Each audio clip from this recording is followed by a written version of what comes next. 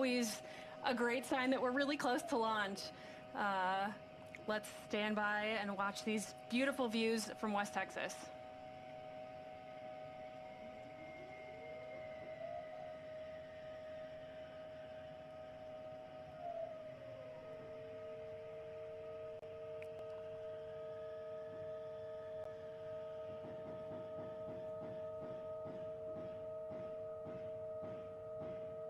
And there are the aft fin checks. You can see those moving back and forth. We do that right before liftoff to make sure we can steer the vehicle on ascent and descent. We're coming up here to T-minus 1 minute and 5 seconds. The vehicle is coming alive. You can hear that. I know. It's incredible. The sounds of the launch pad.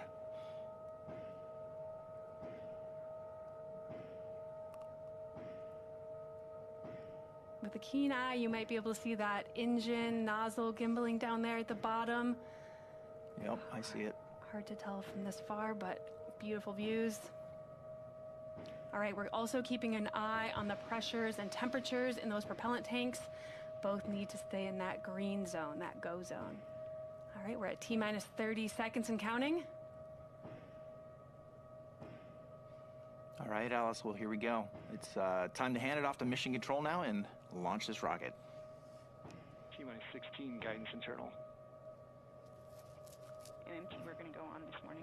Right. T-minus 10, 9, 8, 7, 6, 5, 4. Commanded to start. 2, 1, 0.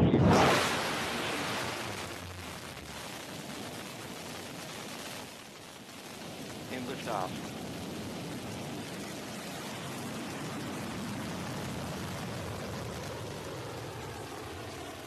Shepard has cleared the tower, heading to space. Now you'll note the altitude and the speed graphics that are appearing on the lower side of your screen there. They are tracking both vehicles together, specifically the crew capsule. Once we hit that moment of separation, it'll continue to track the crew capsule's speed. Now the atmosphere, of course, is getting thinner and thinner as we approach space. 10,000 feet. BE3 at the moment is approaching 100% power level. And next up, you're going to see max Q. This is the moment where the aerodynamic stress at the vehicle is on its maximum. As we do that, the BE3 engine is going to throttle back just a little bit as we pierce through the atmosphere.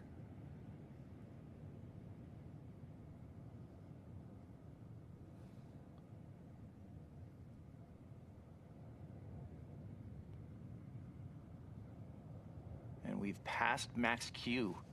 So at this point, BE3 is back to 100% of its power.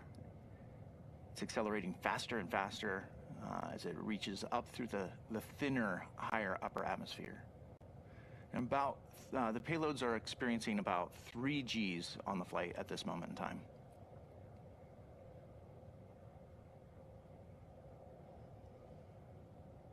About a minute, 45 seconds of boost so far. Now the velocity meter, as you can see, is not correct. We're going much faster than 25 miles per hour, so ignore that. Trust your eyes as you watch that vehicle fly.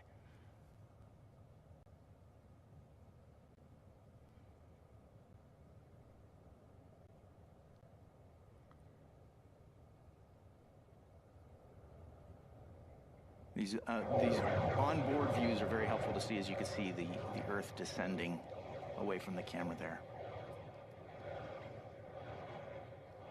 All right, we've hit MECO. Main engine cutoff.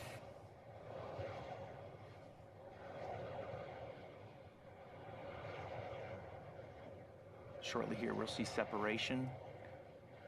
All right, the 0G indicator there means that we have reached separation of the 2 vehicles, and now the crew capsule and the booster are now coasting to their apogees simultaneously, and you can see that clean separation now between those 2 vehicles. Very, very pretty.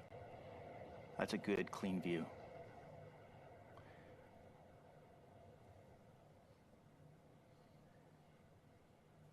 The capsule at this point will begin its spin up for the payloads inside to experience not zero G today, but lunar G. It's a little hard to see from this camera view, but we can't wait to see those results.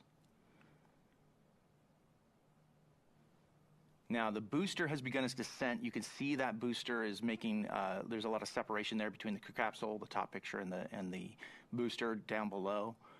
The data that you're seeing now is needs to be refreshed on the screen, so apologies for that. But the booster is going to land about 2 miles north of the launch pad down in West Texas, right back at the launch site.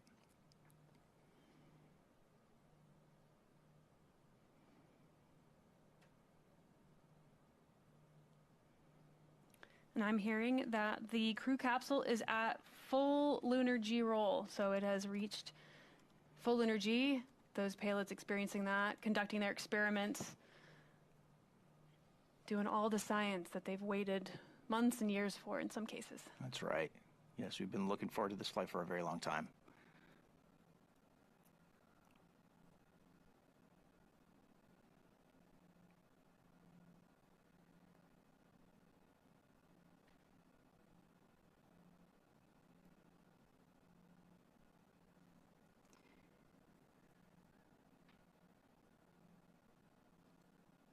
Now, you notice the last time we tried to do this launch, there was a cloud cover. Today, there's no clouds, so our long-range cameras are able to clearly see the view all the way up to space and track both vehicles together. And you can see that booster is descending. Now, it's at this point in time, it's re-encountering the atmosphere, and it'll begin using its steering fins to be able to guide it autonomously all the way back to the launch pad, or not the launch pad, but the landing pad, which is very, very much nearby, about 2 miles north of the launch pad.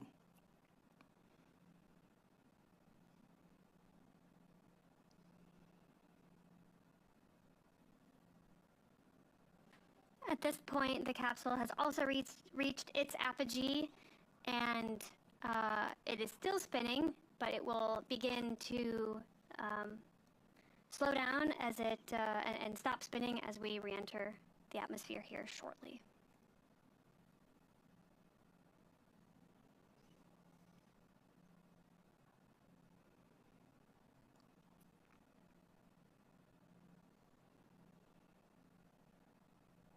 It's a very clean, long shot from our Long-range camera on the ground in West Texas. Now we're tracking the vehicles now. This camera here is looking at the booster as it's descending. You can see the those wedge fins have deployed off of the top of the ring fin. And so it's able to steer its way back, and shortly here we should see booster relight.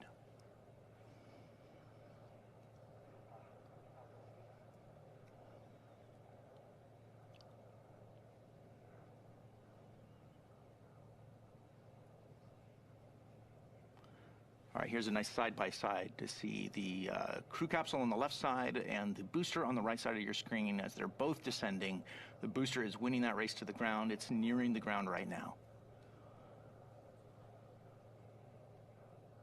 Those air brakes have deployed, which is really cutting the booster's velocity down. Again, ignore the stats that you see on the screen. Those are not accurate today. All right, there's engine relight.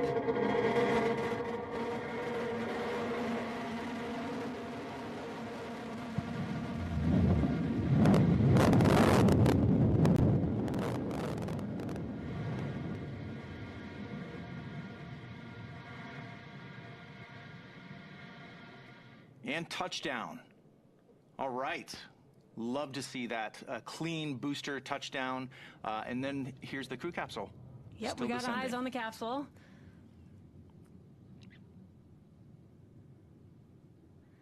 As you've noticed, it stopped its spinning maneuver. The payload's inside. We are re-entering the atmosphere. We've experienced up to 5 Gs on descent. We're awaiting parachute deployment. Let's take a look.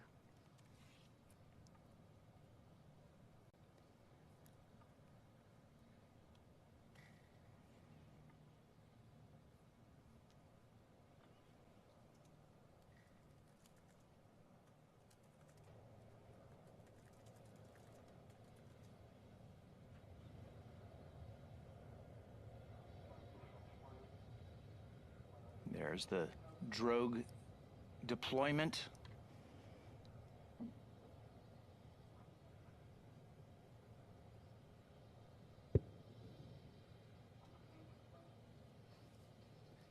And there you see the main parachutes being pulled out by those drogues. Beautiful. Beautiful. We love to see it. Now, if you've got a keen eye, you might note the parachutes have a slightly new design. And you can see one of those is lagging on its inflation, but that's all right. We've designed the system to have backups to the backups. This system can safely land with fewer than 3 parachutes. So we're going to continue following this as it approaches the West Texas desert, and it looks to me like the stats that you're seeing on the screen are accurate there for the capsule descent. That's the correct expected descent speed for the capsule after the parachutes have deployed, right about 16 miles an hour. You can see this is a shot from one of our drones. You're seeing the little bit of a helicopter, the blade of the drone there. Yeah, now as we descend under parachutes, now they are essential for providing a gentle touchdown of our capsule, but like Joel said, we've got many backup systems. One of the nominal systems we use for touchdown is our retro thrust system. That might kick up a little bit of dust here. Let's take a look. And that third chute looks like it has now inflated, which is great. And touchdown. All right. Beautiful touchdown of the capsule today on our 29th mission here. Incredible to see. Now our capsule recovery team is currently driving out in a convoy. They're going to meet the capsule. They're going to safe the vehicle and open the hatch and extract some of the payloads today. Well, that was a great day watching this new vehicle fly to space and back. Not new vehicle, but this new combination of our payloads capsule along with our newest booster. And let's not forget, we want to see, millions of people living and working in space in the future. And so New Shepard is also, even though we were watching a great payload flight happen today in front of our eyes, New Shepard's also designed to take astronauts to space. And so if you would like to purchase a seat on a future ride to space, just visit blueorigin.com and click the Fly to Space button. Your own journey to visit the Kármán line may be closer than you think. Yeah, and if you'd like to join our team and help us build a road to space, we've got hundreds of positions open across all of our manufacturing facilities from coast to coast, Florida, Alabama, West Texas, and Washington. Just visit us at blueorigin.com/careers. And there's more. If you liked what you saw today, we have some great gear available, including a very cool mission patch. There it is in the middle there. This one's a cool one. It features a crescent moon at the top, which it represents the lunar gravity that we're simulating on today's flight, and that 2 minutes of lunar G spin. It's got a few hexagons in the background there. Of course, those represent our partners at the Honeybee team. And the crew capsule there is using its RCS system to spin up that lunar gravity. Yeah, and maybe my favorite feature of this patch, and really any patch that I've never seen a patch like this, the street art style, is our way to show off the modular vehicle liveries that we flew today between the booster and the capsule. Very creative. Well, hey, my name is Joel Eby, and for me and for Alice Watts here, and for the whole team at Blue Origin, thank you all for joining us today. Until our next launch, Gradatum Ferociter.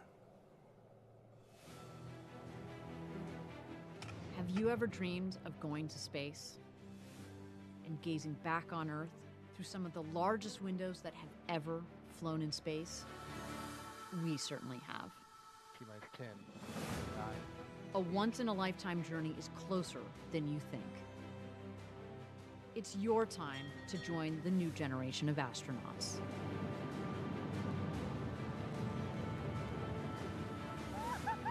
To book your flight, visit blueorigin.com and click Fly to Space.